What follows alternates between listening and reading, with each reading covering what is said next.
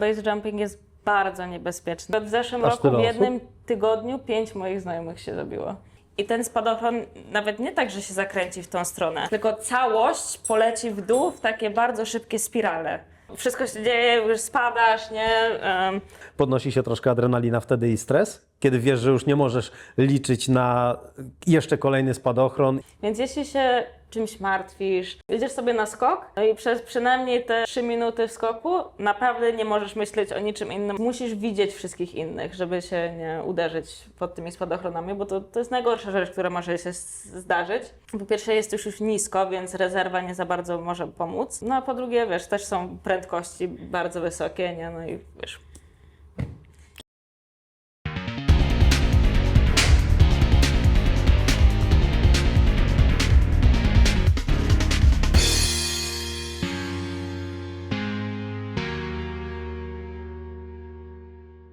Cześć, Tomek Ziemiński, kolejny odcinek programu Moc Marzeń i dzisiaj o tej mocy marzeń będziemy rozmawiać z osobą, która potrafi wręcz przeciwdziałać grawitacji, bo jak się na nią patrzy, to oczywiście nie spowalnia pewnie jakoś znacząco tego lotu, natomiast sam widok tego, jak leci, jakie ewolucje wykonuje, sprawia, że zapiera dech w piersiach i ten czas się zatrzymuje i ten obraz zdaje się zatrzymywać. Dzisiaj gościem programu Moc Marzeń jest skydiverka, młoda, utalentowana, piękna, ale mimo młodego wieku już bardzo utytułowana Maja Koczyńska. Cześć Maja. Cześć, cześć. Dzisiaj jest z nami i jest z nami, patrząc przez pryzmat jej najświeższych osiągnięć jako brązowa medalistka Pucharu Świata. Ja uprawiam dwa oddzielne sporty, skydiving i indoor skydiving. I to było w skydivingu? Tak, to było w skydivingu. Bo w indorze masz Mistrzostwo Świata, że tak sobie to dziwnie ułożyłem w indorze. A powiedz, jak się zaczęła ta przygoda? Jak miałam 10 lat, tata zabrał całą rodzinę na tandem i w tym samym roku właśnie pojechaliśmy polatać w tunelu. I bardzo mi się spodobało i chciałam kontynuować. To jest w ogóle niezwykle ciekawy wątek, ponieważ większość 10-letnich dzieci gra w piłkę, jeżeli mówimy o chłopcach, jeżeli mówimy o dziewczynach, uprawiają na przykład gimnastykę sportową albo taniec, tenis. To są dyscypliny, które raczej charakteryzują małe dzieci, a nie skoki ze spadochronem. Jakie miałaś odczucia podczas tego pierwszego skoku? Pamiętasz to w ogóle? No nie do końca. Wiem, że powiedziałam potem od razu, że chcę jeszcze raz. Miłość od pierwszego wejrzenia. Ale chciałam podkreślić, że jakby te pierwsze skoki, znaczy ten pierwszy skok to był skok w tandemie, więc to nie można za bardzo nazwać sportem, nie? To po prostu skok w tandemie jest bardziej jak bycie na roller coasterze, nie? Bo nic nie trzeba robić, jest się do kogoś przypiętym i tak naprawdę po prostu się tam jest. Nie trzeba ani otwierać spadochronu, ani nic umieć, więc to pierwsze to było takie klasycznie rekreacyjne i dopiero jak miałam 17 lat zrobiłam kurs na skoki spadochronowe i wtedy nauczyłam się to robić sama. Ale w międzyczasie przez te wszystkie lata trenowałam właśnie w tunelu i nauczyłam się tej części jakby free fall, czyli ta część swobodnego spadania. Ona jest tak 1:1 tak naprawdę w tunelu i w skokach, więc można się nauczyć być jednym z najlepszych skoczków, przynajmniej jeśli chodzi o tą część spadającą, nigdy nie skacząc w życiu. Więc jakby już najpierw nauczyłam się, jak to się robi, a potem jak już zrobiłam w końcu jakby ten kurs, to już wszystko praktycznie umiałam. Oczywiście jest jeszcze ta część spadochronowa, która też jest jakby oddzielną częścią tego sportu, w tym też są Mistrzostwa Świata, to się nazywa canopy piloting. No i tej części niestety się nie nauczysz w tunelu. No ale to cała część, jeśli się spada, to 1:1. Jak to tutaj jest, jakie to jest wrażenie spadać, a jednocześnie robić takie rzeczy? Bo ja mam wrażenie, ja nigdy nie skakałem ze spadochronem, więc wydaje mi się, właśnie ze spadochronem, bo wiele osób mówi błędnie na spadochronie, tak?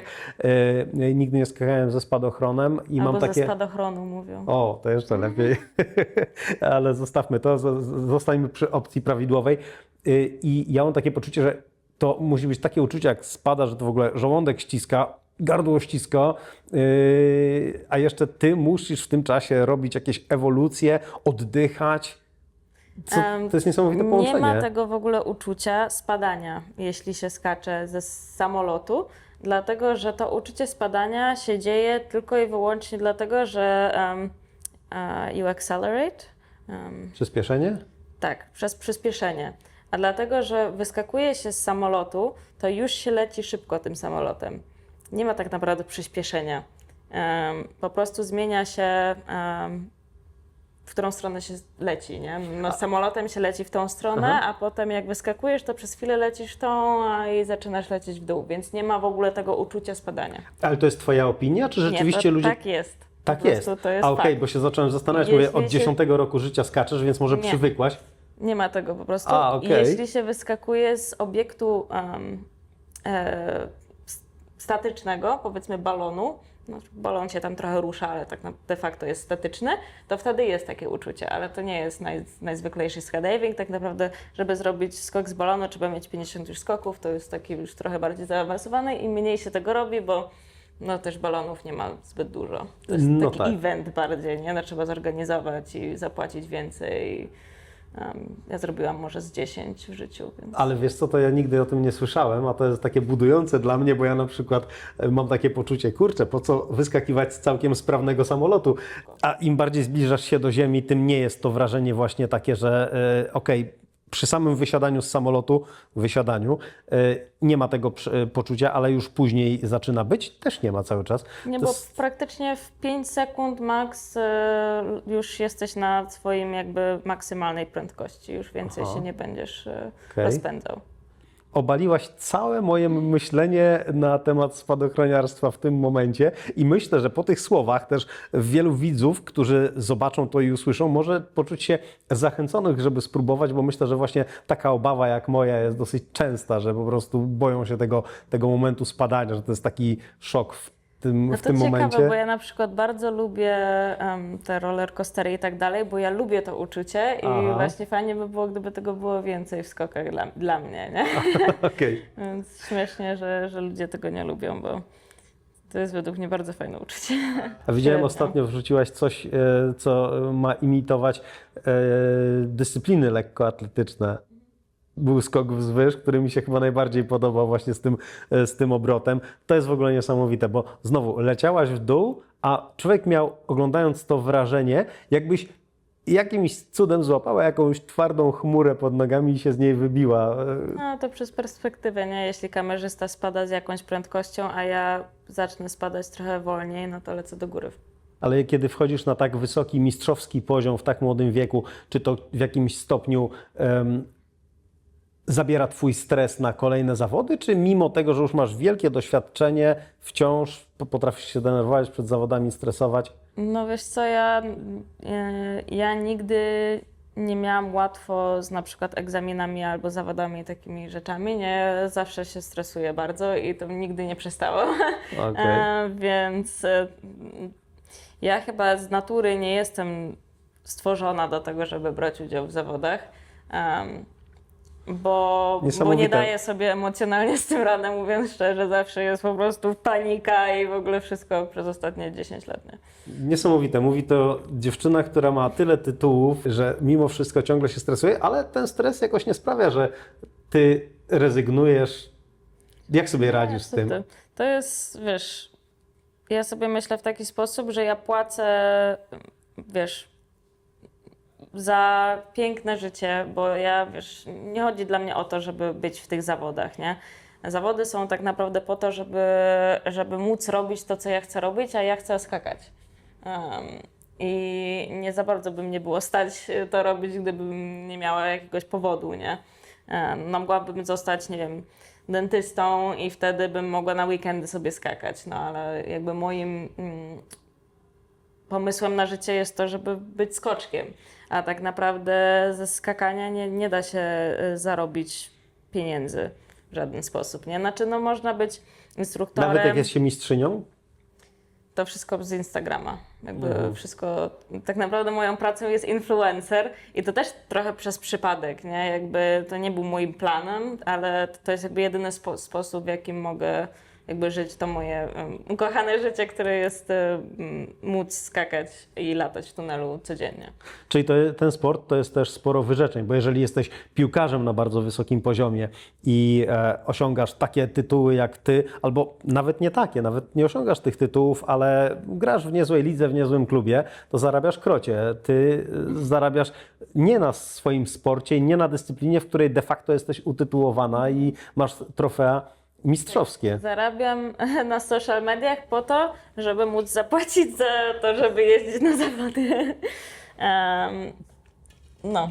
No ale właśnie tak jak mówiłam, że jakby dla mnie zawody to nie jest, ja sobie zawsze myślę tak, że o Boże, stresuję się, ale wiesz, to są tylko 3 dni z roku i potem przez resztę roku mogę robić to, co chcę robić, nie? To jest taka zapłata za piękne życie. No to skoro już przywołaliśmy trochę te kwestie finansowe, jak drogi jest to sport? Ile kosztuje logistyka w tym sporcie? Jeżeli ktoś chciałby zacząć to uprawiać, nawet nie dla sportu, rekreacyjnie mówię początkowo, czyli kurs, sprzęt, a Skydiving później jest bardzo drogim opłacanie sportem. latania cały czas, tak? Bo to każdorazowo trzeba za samolot zapłacić, jak rozumiem.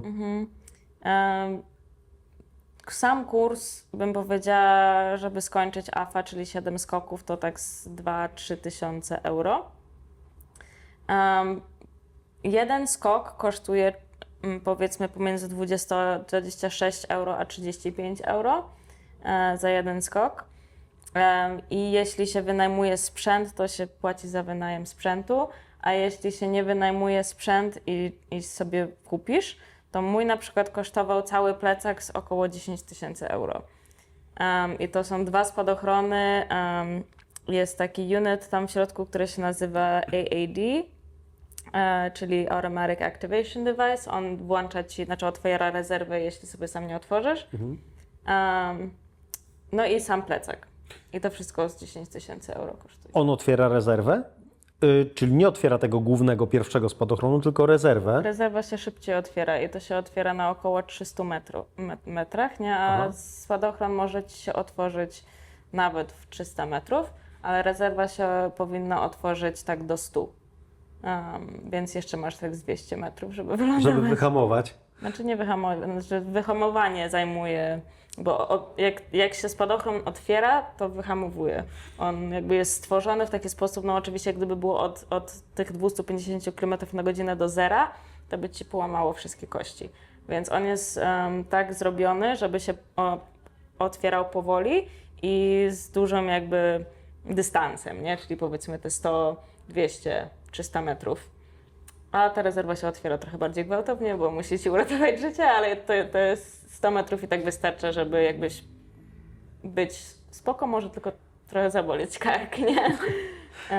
Więc tak, ta rezerwa się otworzy automatycznie, to jest po to, żeby właśnie gdybyś stracił przytomność, w skokach często się można mieć kolizję z innymi skoczkami, czyli powiedzmy, nie wiem, ktoś nad ciebie wleci i nie zauważy, że tam jesteś i oczywiście dlatego, że pod nim nagle nie ma powietrza, to spada jak kamień na ciebie, no bo wisi się tak naprawdę na tym powietrzu, na oporze powietrza, więc jeśli ktoś jest pod tobą, To zabiera to robi się tunel robi taki. się taka dziura, nie? No to powiedzmy, wiesz, masz 10 metrów nad tobą i nagle spada jak kamień na twoją głowę, nie? No i możesz całkiem out. Więc ta rezerwa, to AAD, czyli ten Automatic Activation Device, otworzy ci rezerwę automatycznie, jeśli nie masz otwartego żadnego spadochronu. Ale ty używasz takiego sformułowania, często zdarza się kolizja. Rzeczywiście często zdarza się kolizja w powietrzu? Bo No, mi się nigdy nie zdarzyła, no ale jeśli się patrzy, wiesz, na statystyki setki tysięcy skoków, no to jest to całkiem sporo. No powiedzmy na przykład teraz był event w Skydive w Warszawie przez tydzień, było setki skoczków, skakali i była jedna taka całkiem mocna kolizja. Więc raz na parę tysięcy skoków się zdarza. czy w takim razie możemy powiedzieć, że spadochroniarstwo to jest bezpieczny sport? Bo ja zawsze go uważałem za sport niebezpieczny. Tak, na przykład alpinizm jest bardziej niebezpieczny. Co ja mówiłam wcześniej, paralotniarstwo jest też bardziej niebezpieczne, no bo trzeba pomyśleć o tym, że skydiving jest bardzo kontrolowany. Jeśli wchodzisz do samolotu i masz cokolwiek złego na sobie, nieprawidłowo zapięty spadochron czy cokolwiek, to ktoś cię sprawdza, nie? I może się wkurzyć, że i aut nie skacze, zabierają ci skok, nie? Jakby to jest nawet taki tak. bardzo militarystyczny sport. Tam wszystko trzeba zrobić dobrze. Jeśli cokolwiek się zrobi źle z lądowaniem, bo ląduje się w złą stronę i tak dalej, dają ci żółtą kartkę, nie skaczesz przez resztę dnia. Jakby wszystko musi być according to the rules. A jeśli nie jest, na przykład dlatego też generalnie skoczkowie są spokojnymi ludźmi, bo ci, którzy są tacy bardzo jakby adrenalin junkies i tak dalej, no to oni zostaną wywaleni i nie skaczesz, nie?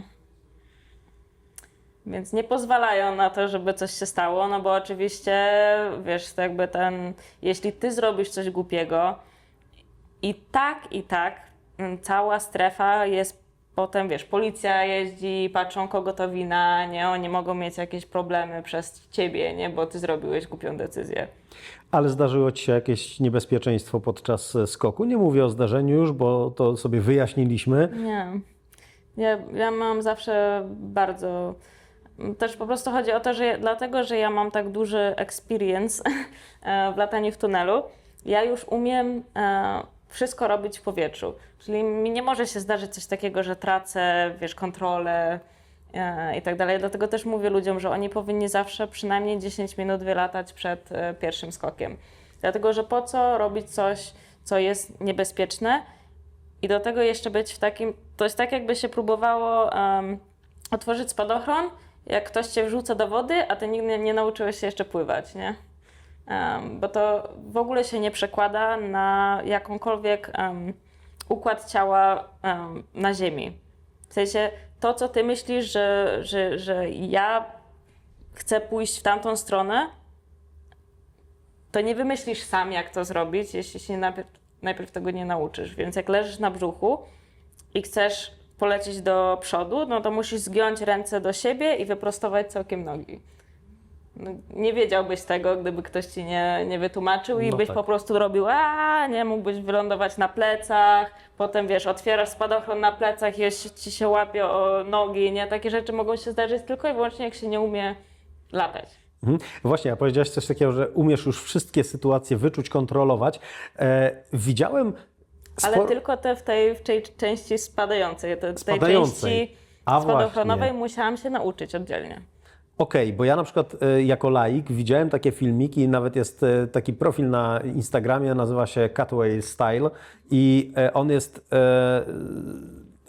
to są wszystkie filmiki o tym, jak ludzie podczas wypuszczenia pierwszego spadochronu poskręcały im się linki, nie są w stanie z tego wyjść i Cutaway po prostu odcinają ten pierwszy spadochron i asekurują się tym drugim i już na drugim lądują. Zdarzyło ci się coś takiego? Poskręcane linki? W ogóle tak z jak czego to mówiłam, wynika, że leci dwóch gości, mają tak samo spakowane spadochrony, jeden odpala spadochron i normalnie jest wszystko, a drugiemu się te linki skręcają? Zwykle właśnie od tej pozycji, od pozycji, w której otwierasz. Powiedzmy, jeszcze nie jesteś wystarczająco dobry w skokach, znaczy w lataniu. My na to mówimy latanie, nie? Jakby ta część jakby swobodnego ruchu w powietrzu.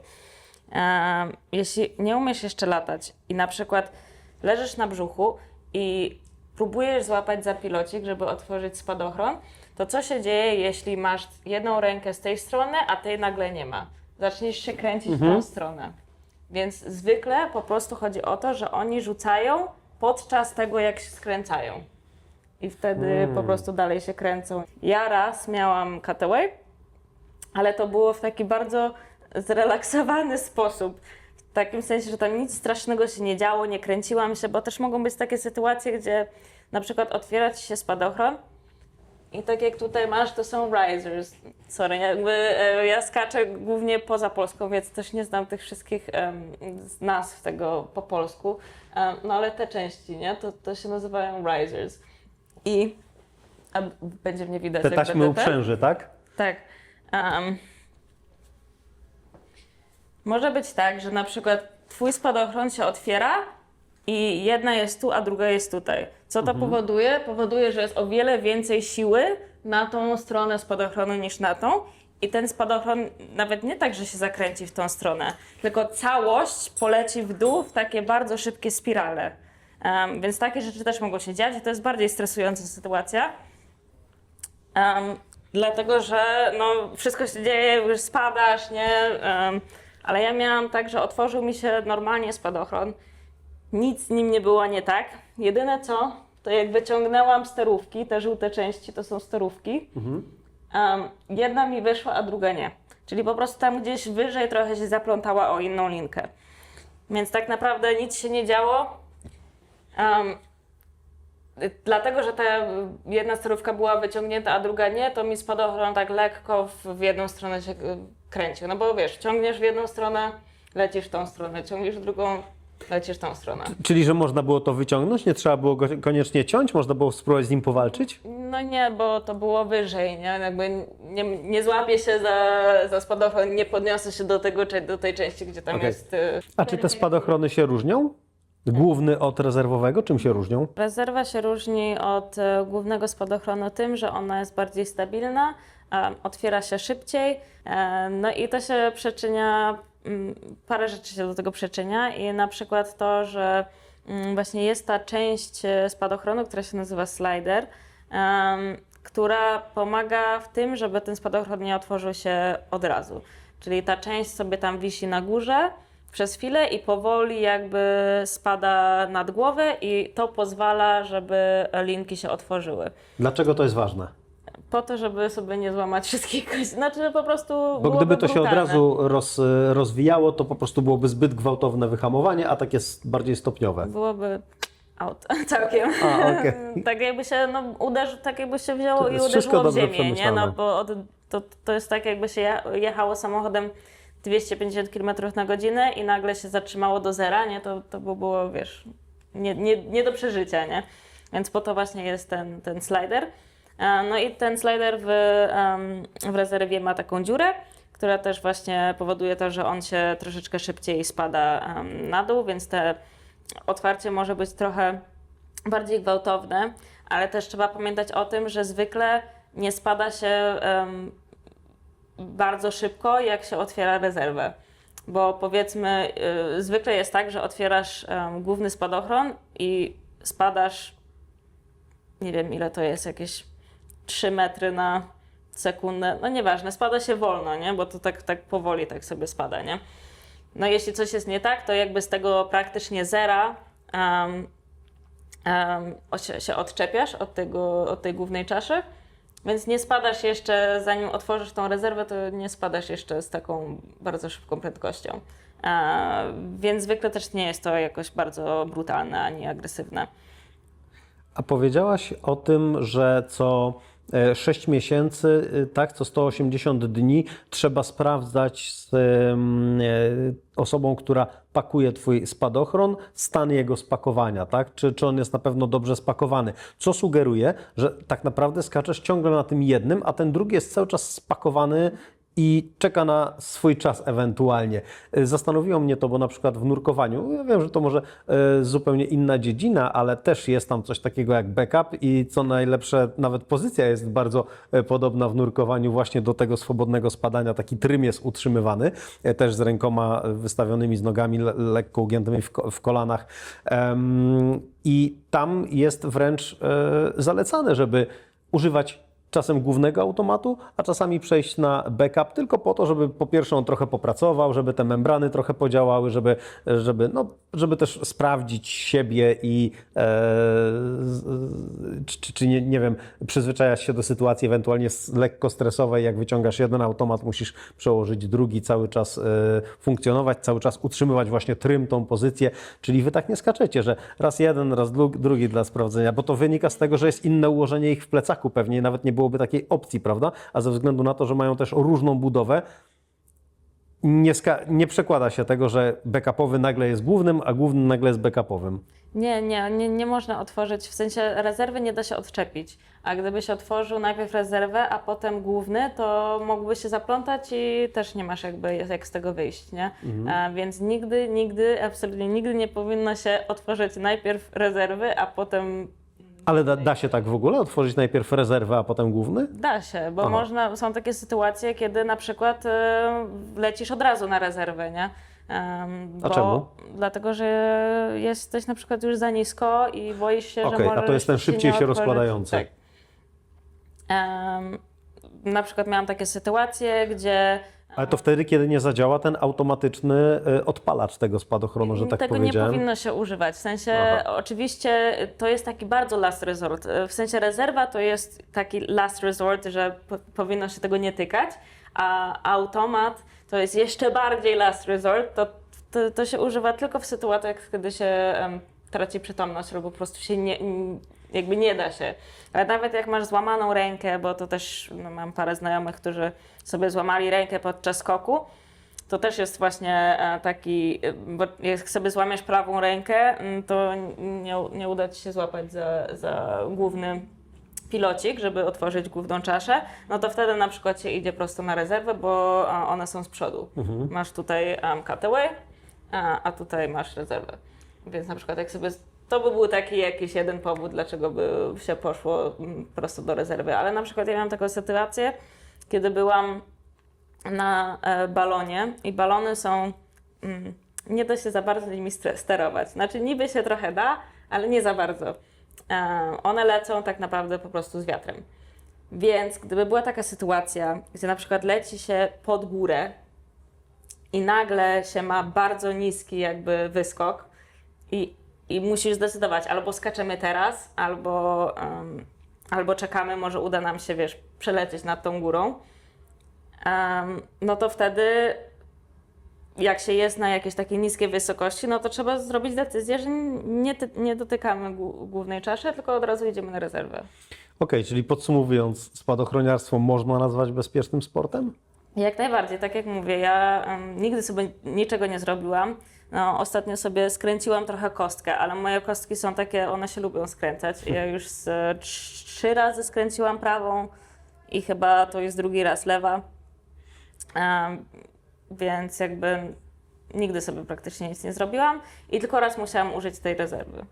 Dobra, to chodźmy teraz do stricte Twojej już dyscypliny.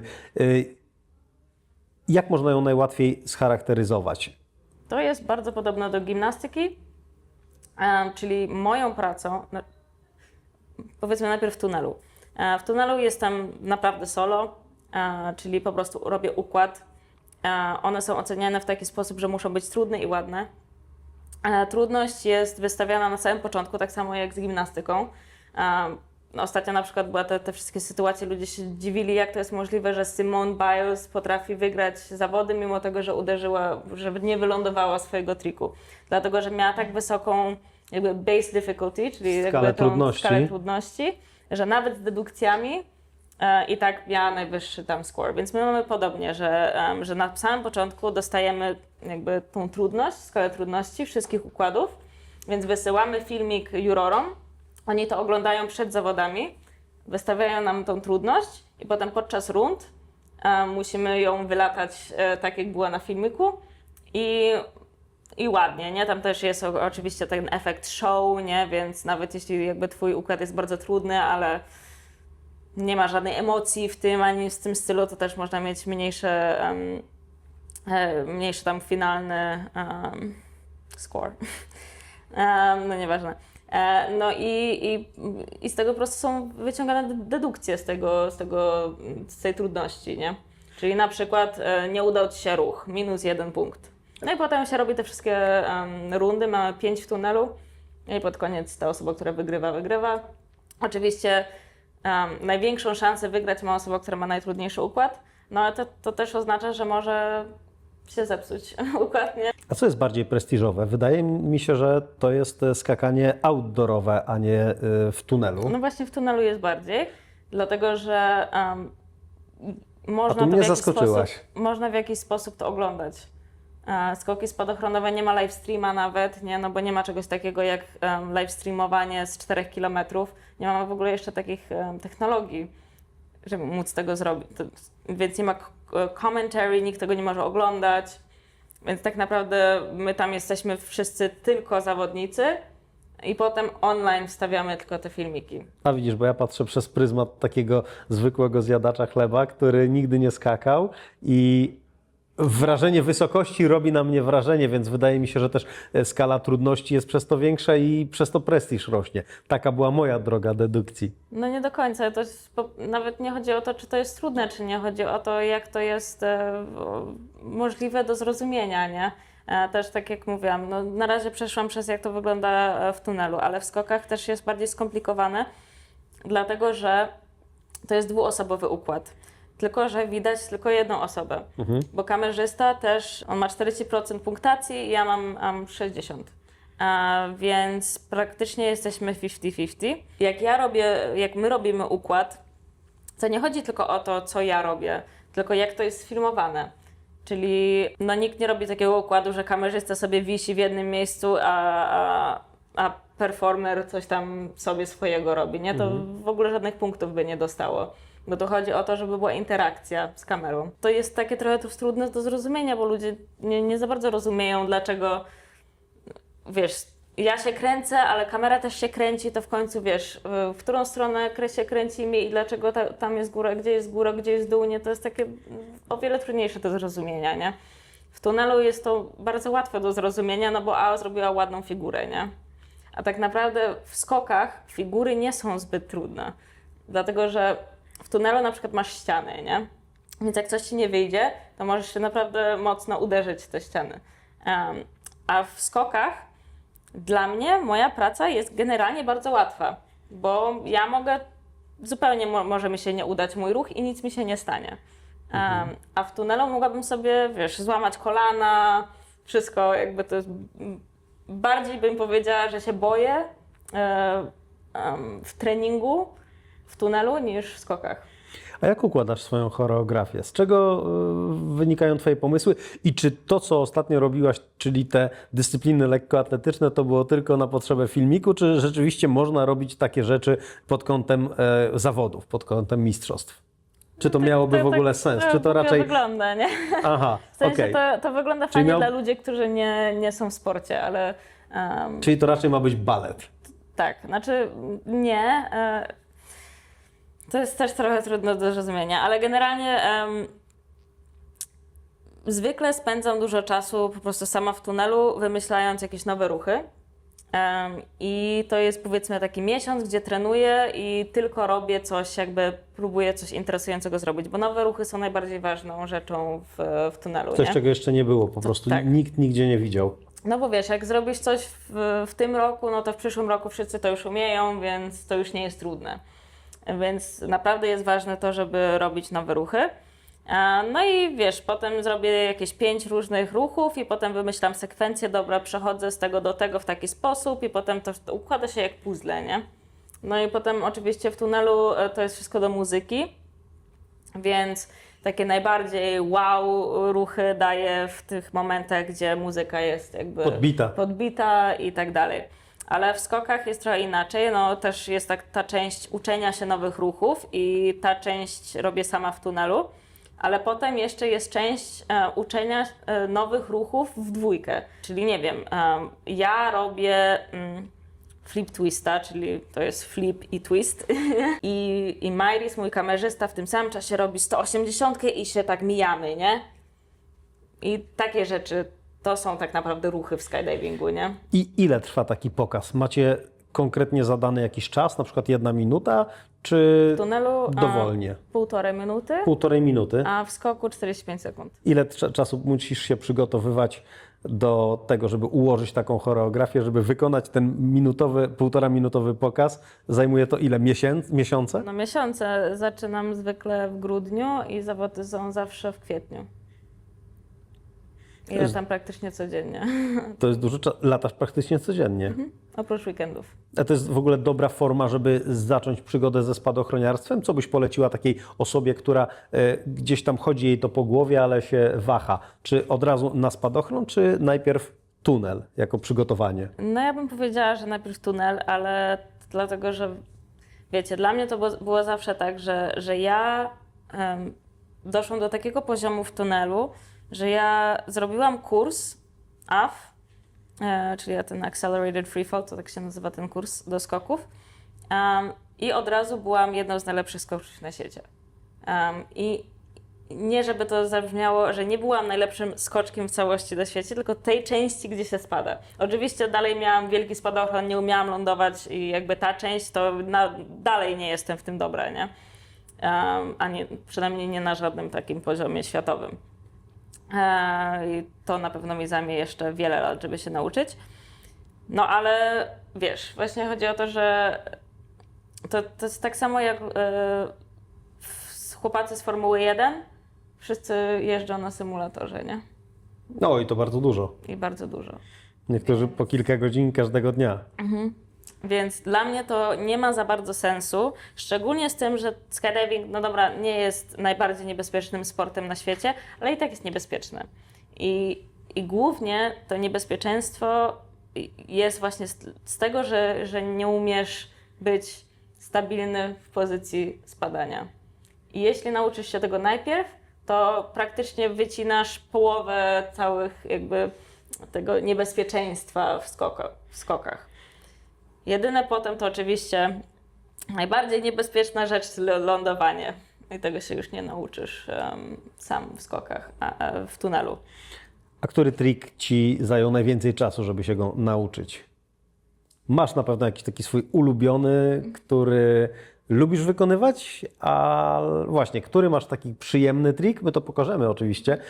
Który masz taki najprzyjemniejszy dla siebie trik, który najbardziej lubisz, a który masz taki swój popisowy, może nie najbardziej go akurat lubisz, a może najbardziej, ale właśnie zawsze go wykonujesz, żeby zrobić wrażenie na sędziach. No to w tunelu i w skokach tak naprawdę najtrudniejszą pozycją jest tak zwany side fly, czyli latanie na boku. Dlatego, że jakby jak jesteś na brzuchu, tym tak naprawdę masz mniej tej powierzchni, tym trudniejsza jest pozycja. Jeśli jesteś na brzuchu, to jest najwięcej, więc to jest najłatwiejsza. Potem plecy, potem head up, czyli głowa do góry, a potem head down, czyli głowa do dołu. I jeszcze trudniejszym od tego jest spadanie na boku, dlatego że praktycznie masz tylko tyle jakby tej siły nośnej i ona jest bardzo niestabilna, nie? Jak zrobisz tylko troszeczkę coś w jedną stronę źle, to od razu spadasz na brzuch albo na plecy. Tym bardziej, że masz plecak. Nie jesteś samym człowiekiem lecącym. Akurat z plecakiem jest trochę łatwiej, dlatego że wtedy masz więcej tej siły nośnej, więc w tunelu jest to też troszeczkę trudniejsze niż w skokach. Dlatego też właśnie tunel nie jest jeszcze jakimś bardzo znanym sportem, dlatego że to nie jest intuicyjne. Nie zdawałoby się, że jakby po prostu wiszenie w jednym miejscu na boku byłoby trudne, nie? Zdawałoby się, że to jest właśnie jakiś flip twist, nie? Albo breakery. Takie nieintuicyjne rzeczy są trudne w skokach. Czyli to jest to, czym imponujesz sędziom? Latanie na boku na przykład, tak? Tak, jeszcze na przykład jest nie tylko latanie na boku, ale latanie na boku 45 stopni, nie? I to zawsze leci w jakąś stronę, nie? Więc jak jesteś tak i polecisz w tą, znaczy się wygniesz 45 stopni w tą stronę, to polecisz w tą stronę, 45 stopni w tą stronę, to w tą stronę. Więc nie dość, że jesteś na boku, to jeszcze lecisz jakby w tą jedną stronę, to jest jeszcze trudniejsze. Ja oczami wyobraźni widzę w tym momencie mięśnie brzucha, bo mam takie poczucie, że działa grawitacja plus to 45 stopni, to chyba musisz mieć brzuch jak Robert Burnejka normalnie. I dobrze, nice observation, bo faktycznie sci-fi jest bardzo, bardzo ciężki generalnie core musi być bardzo silny do latania w tunelu. Tak naprawdę nic innego nie musi być, oprócz jeszcze ramion. Ramiona muszą być bardzo silne, bo jest bardzo dużo tej... nie zdawałoby się, że to jest takie uczucie, ale tak naprawdę to jest tak, jakby to powietrze cię biło, nie? Ono jest bardzo twarde. Szczególnie jak się leży na brzuchu, to ci wygina ręce aż jakby do tyłu. Więc ludzie, którzy nie mają mocnych mięśni ramion, na przykład może im wypaść bark.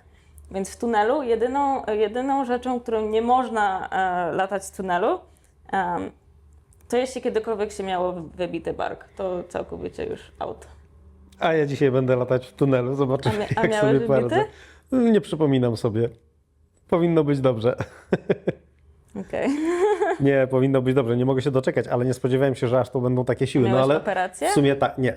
Ale w sumie faktycznie, jeżeli ma to powietrze podnieść 99-kilowego Z klocka. 200 km na godzinę powietrza, nie? To będzie ten mocno nacisk. Znaczy, okej, znaczy mój kamerzysta też miał wybity bark, nie? I on oczywiście, wiesz, ma tysiące skoków i lata w tunelu przez 11 lat, nie? Czasami jest okej, ale czasem po prostu może być tak, że może ci wybić i mam nadzieję, że to się nie stanie, bo to by był mega smutny koniec naszej Mam nadzieję. historii. A powiedz mi, czy będziemy w stanie, latając w tunelu, się skoordynować? Ponieważ ty ważysz, no tak pewnie na moje oko z 50 kg, a ja ważę 2 razy tyle. Pamiętaj o tym, że bardziej ważne tak naprawdę jest pozycja, nie? Więc ja mogę po prostu się zmniejszyć. Ty możesz się zmniejszyć, ja chciałbym też trochę się może zmniejszyć. No, pracuję nad tym. W sensie Nie chciałbym zgiąć powiedzieć, ręce że- do siebie Aha. i kolana też do siebie, nie? I Wiem, wtedy czyli po prostu w tym jestem momencie mniejsza. robisz mniejszy opór i okej. Dobra, brzmi to sensownie. A powiedz jeszcze odnośnie pogody, bo to jest fascynujące. Zakładam, że tak, w deszcz nie skaczecie, w silne wiatry nie skaczecie. Jaki jest ten limit pogodowy, kiedy można brać udział w takich zawodach? Musi być naprawdę totalna taka cisza? Nie, generalnie wiatr może być całkiem silny, ale nie powyżej 25 węzłów. Znaczy to zależy po prostu od wagi i spadochronu, jaki masz. Czyli jeśli jesteś już bardzo zaawansowany i masz bardzo mały spadochron, to masz też jakby wysoki wing load, czyli jakby ten relationship pomiędzy jakby wagą a lift. Sorry. No tak, wznoszeniem takim. Mhm. Więc będziesz mógł wylądować na wyższym wietrze, jeśli masz właśnie większy ten wing load. Ale jakbyś był początkujący, bardzo duży spadochron, wiesz, to praktycznie, jak mówiłam, autobus, no to troszeczkę wiatru i cię poniesie, nie? Więc to zależy od spadochronu i w zawodach zwykle jest tak, że skaczą z wiatrem, aż faktycznie widzą, że ktoś sobie jakby z tym nie da radę. Albo gorzej jest, tak naprawdę jeśli jest silny, ale tylko w jedną stronę, to jest okej. A najgorsze jest jak się rusza i są te gusts. Czyli przez chwilę mocniej, przez chwilę mniej wieje. Musi być jakby stabilnie. Oprócz tego chmury są ok, chyba że jest się w Stanach, bo w Stanach w ogóle nie można skakać w chmurach, nie wiem dlaczego, ale generalnie w większości świata możemy skakać w chmurach. W Polsce chyba. za to nie można latać ponad chmurami motoparalotnią. Wiem, bo właśnie Lojak o tym opowiadał. No to my możemy, Każdy bo kraj i ma tak jakieś musimy swoje być. No nieważne, ale chyba że te chmury są poniżej otwarcia. W sensie nie możesz latać spadochronem w chmurze, dlatego że jak się skacze z samolotu, to jest bardzo dużo ludzi tak naprawdę, które wyskakują z tego, zwykle jest jakieś 20 i one są wyrzucane w takich grupach, więc jeśli się po prostu spada, chyba żebyś się postarał, nie dolecisz do innych grup, ale pod spadochronem możesz, bo dłużej się lata pod spadochronem. No ja mam, wiesz, 50 sekund spadania i z 2 minuty latania pod spadochronem. Więc musisz widzieć wszystkich innych, żeby się nie uderzyć pod tymi spadochronami, bo to jest najgorsza rzecz, która może się zdarzyć. Po pierwsze jest już nisko, więc rezerwa nie za bardzo może pomóc. No a po drugie, wiesz, też są prędkości bardzo wysokie, nie? No i wiesz... Ile ty masz skoków na koncie? 2050? Wiedza, doświadczenie, umiejętności i 1000 historii do opowiedzenia.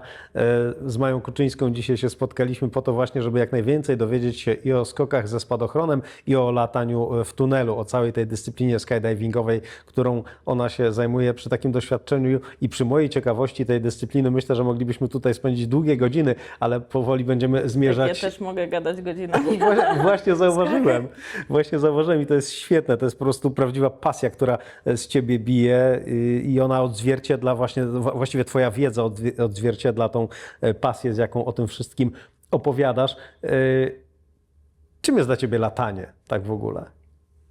Zdawałoby się, że jak się lata albo skacze i robi te ekstremalne rzeczy, to byłoby bardzo chaotycznie i tak dalej. Ale dla mnie jest trochę odwrotnie i wiele skoczków tak mówi, że tak naprawdę wtedy jest cisza, bo nie masz tyle miejsca w mózgu, żeby myśleć o czymkolwiek innym. Więc jeśli się czymś martwisz, no masz jakieś, nie wiem, problemy emocjonalne czy coś, idziesz sobie na skok, no i przez przynajmniej te, wiesz, 3 minuty w skoku naprawdę nie możesz myśleć o niczym innym oprócz o skoku.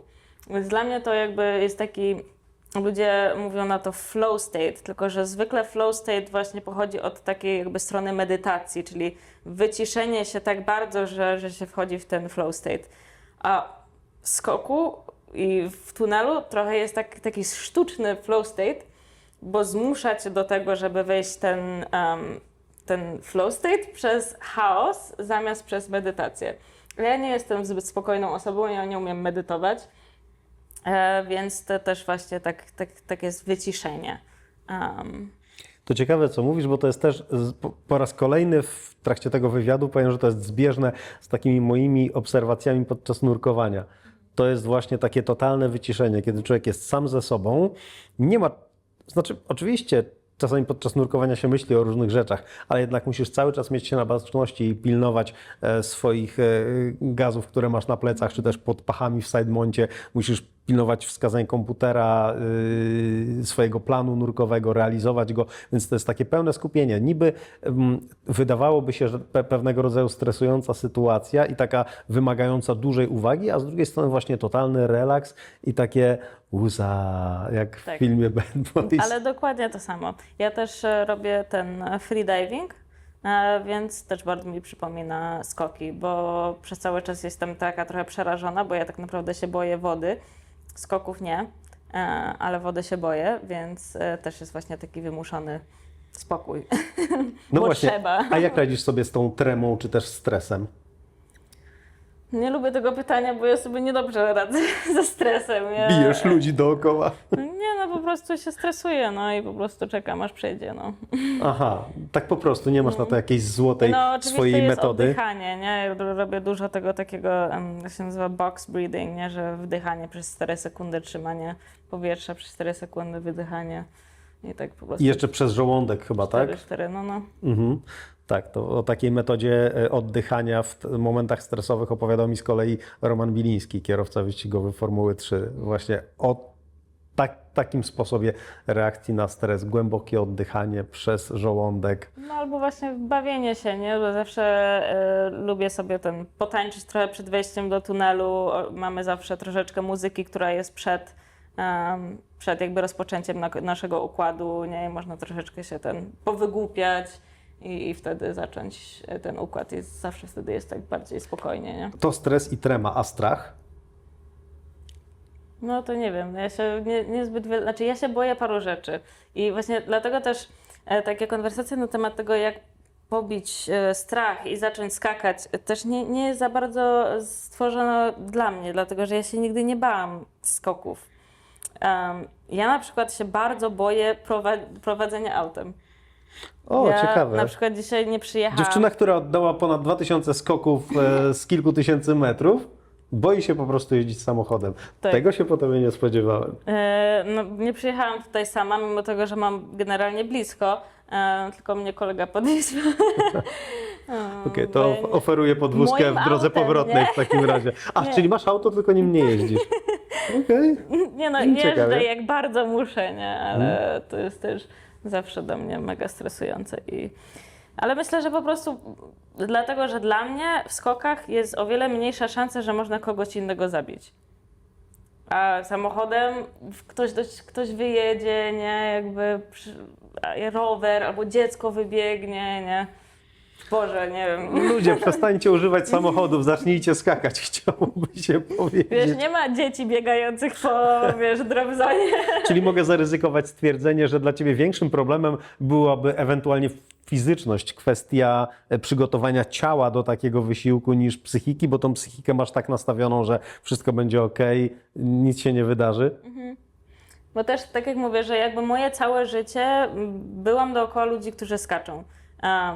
Mój tato od dawna skacze, nie? Jakby mam tych wszystkich ludzi, którzy oni dalej skaczą i mają ponad prawie 60 lat, nie? Albo ostatnio spotkałam takiego pana i byłam w szoku. Były takie mini zawody, nie żadne duże ani nic w tym stylu, ale teraz w Skedy Warszawa były takie mini zawody właśnie na celność. I ten pan, który wygrał, miał 79 lat. Wow. I ja byłam taka w szoku, strasznie. I wiesz, taki miły pan staruszek, w ogóle tam coś tam ledwo mówił, bo nie dosłyszał, nie? I wygrał takie, no dobra, to nie były zawody jakieś ani polskie, ani, no ale takie mini zawody na strefie, nie? No więc w tym sporcie można długo pożyć. Wydaje mi się, jak tak Ciebie słucham, że spełniłaś już bardzo dużo swoich marzeń i chociażby ta rozmowa jest efektem tych spełnionych marzeń, te tytuły, które zdobyłaś, ale jakie są Twoje takie najgłębsze marzenia? No chciałabym oczywiście teraz wygrać w skokach, bo na razie zostałam mistrzyni świata tylko w tunelu, więc fajnie by było być mistrzyni świata w dwóch oddzielnych sportach, bo to jest jakby podobny sport, ale też dwa oddzielne, nie? Więc fajnie by było wygrać Mistrzostwo Świata w dwóch oddzielnych sportach. Nie wiem, czy jest wiele takich osób na świecie. I co? I chciałabym się nauczyć wszystkich Mariusz sportów. Pudzianowski chyba był kiedyś mistrzem KSW, a wcześniej strongmanem. To taka luźna dygresja. Zdarzają się tacy No tak. multitalenty. Wiem, no w tunelu też są, znaczy w naszym sporcie też jest parę takich osób, tylko że w różnych dyscyplinach. We freestylu jeszcze nigdy nie było mistrza albo mistrzyni świata. W ogóle nasz sport jest połączony, nie ma separacji na kobiety i mężczyzn, co mi się bardzo podoba, bo jakby siła nie pozwoli ci lepiej latać. Wiesz, w różnych sportach oczywiście, wiesz, faceci zawsze będą szybciej biegać, bo mają jakby tą masę mięśniową i tak dalej, ale A jakby tu nie ta ma tu masa dużego znaczenia. nie po ma prostu. dużego znaczenia, więc jesteśmy razem, co jest super. No więc chyba we freestylu w mojej dyscyplinie jeszcze nigdy nie było mistrza lub mistrzyni świata, która wygrała w tunelu i w skokach. A wracając do marzeń? Jeszcze chciałabym bardzo nauczyć się wszystkich sportów latających, takich soft wingów, czyli nie chodzi mi o samoloty, ani te... Wingsuit? Nie no, wingsuit też latam, ale nie za bardzo mi się podoba, ale chodzi o paralotnie, motoparalotnie, speed flying, speed riding, wiesz... Aż tyle tego jest? No. Dobra. Wszystko, co jest pod spadochronem, chciałabym się nauczyć, znaczy spadochronem, no soft wing, czyli nie twardym. No i jeszcze bardzo bym chciała zostać pilotem helikopterów. No, to jest całkiem sporo marzeń, natomiast jak widzę, z jaką konsekwencją osiągasz te, które miałaś wcześniej i dążysz do tych swoich celów, to ja myślę, że dużo Ci czasu nie zajmie osiągnięcie tych kolejnych. I tego Ci właśnie życzę, żebyś spełniła te swoje marzenia i żebyśmy jeszcze za jakiś czas mieli okazję się spotkać, a nuż będziemy wtedy rozmawiali o Twojej nowej drodze, bo będziesz wykonywała jakieś ewolucje śmigłowcem albo w jakiejś zupełnie innej dyscyplinie latającej. No, są tylko 3 śmigłowce na świecie, które mogą robić ewolucję. A u nas jest Bolkow w Polsce, który potrafi robić takie beczki i jakieś takie różne rzeczy. Tylko, że chyba to nie jest jeden z nich. Nie wiem, czym się różni, ale Ja chodzi też mi nie. o... Wiem tylko, że taki jest, bo widziałem na własne oczy. Chodzi mi o ten helikopter, co nim latał Felix Baumgartner. Aha. Też nie pamiętam, jak on się nazywa. O właśnie, a poczekaj, przepraszam, bo skoro wywołałaś temat Felixa Baumgartnera, masz gdzieś tam z tyłu głowy taki pomysł szalony, jak właśnie on, żeby wyskoczyć ze stratosfery, albo jeszcze coś innego, mega szalonego, tak jak ja widziałem kiedyś gościa, który wyskoczył bez spadochronu i wpadł do takiej siatki. To był hardcore. Luke Aikins. Ale nie, bo ja, tak jak mówiłam, Bo trochę nie już jestem, aż normalnie mi się dłonie spociły, ja jak sobie nie to jestem wyobraziłem. takim hardcorem, w sensie, że ja lubię takie dla mnie skoki spadochronowe są bezpieczne. Więc ja robię skoki spadochronowe. Ja na przykład nie skaczę z klifów ani nic w tym stylu, bo tam masz tylko jeden spadochron i jak ułożysz źle albo cokolwiek się stanie, to nie żyjesz. Więc tego też nie robię. Więc w ogóle jakieś takie bardzo ekstremalne rzeczy, no ja mam zamiar, wiesz, umrzeć ze starości, nie? Więc ja nie robię tak naprawdę niebezpiecznych rzeczy. Mimo tego, że jestem skoczkiem spadochronowym, to ja po prostu jestem w takim środowisku, że ja wiem, co powoduje śmierć. I po prostu unikam tych rzeczy. Ja mam na to takie powiedzenie, które bardzo lubię, bo ja też lubię różnych ciekawych rzeczy próbować, ale zawsze jak ktoś mnie pyta, czy nie uważam, że to jest za niebezpieczne, mówię nie, spokojnie, ja mam w planie umrzeć młodo, to fakt, ale tak późno jak się tylko da, więc to jest taka moja dewiza i widzę, że pewnie też coś podobnego tobie przyświęca. Żyć długo, ale jednak robić te rzeczy fajne, tylko że jednak gdzieś w pewnym momencie postawić tą kropkę nad i, znaczy postawić tą granicę i powiedzieć, to jest ta granica odpowiedzialności, gdzie już za nią nie będę się czuć komfortowo, bo na przykład base jumping wiąże się z jednym spadochronem albo inne takie dziwne wybryki, skoki ze spadochronem bez spadochronu, prawda? Bo base jumping jest bardzo niebezpieczny. Jakby ja mogłabym wyliczać przez pół godziny znajomych, którzy, wiesz, umarli przez base'a, nie? O, aż tak? No, na przykład w zeszłym Aż roku, tyle w jednym osób? tygodniu 5 moich znajomych się zabiło. O rany.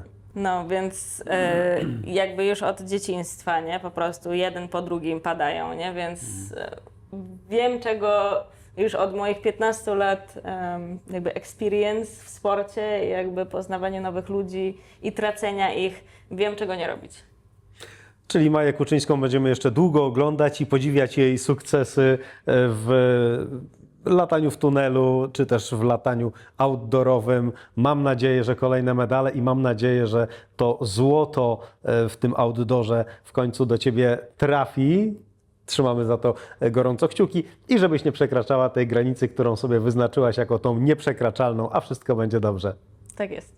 Maja Kuczyńska była gościem Mocy Marzeń. Mam nadzieję, że podobał Wam się ten odcinek. Natomiast to nie wszystko z Mają Kuczyńską, bo jeszcze za chwilkę będziemy latać w tunelu, będziemy trochę omawiać teorię tego latania. Później ja sam postaram się podzielić z Wami wrażeniami z tego właśnie latania. No i mam nadzieję, że to może znowu będzie dla mnie jakiś początek ciekawej przygody, no bo w końcu od niewinnych kroków czasami się pewne fajne rzeczy zaczynają, a jeżeli będzie się miało takiego instruktora, no to sky is the limit. Także widzimy się w kolejnym odcinku, a zatem już piękne dzięki i do zobaczenia.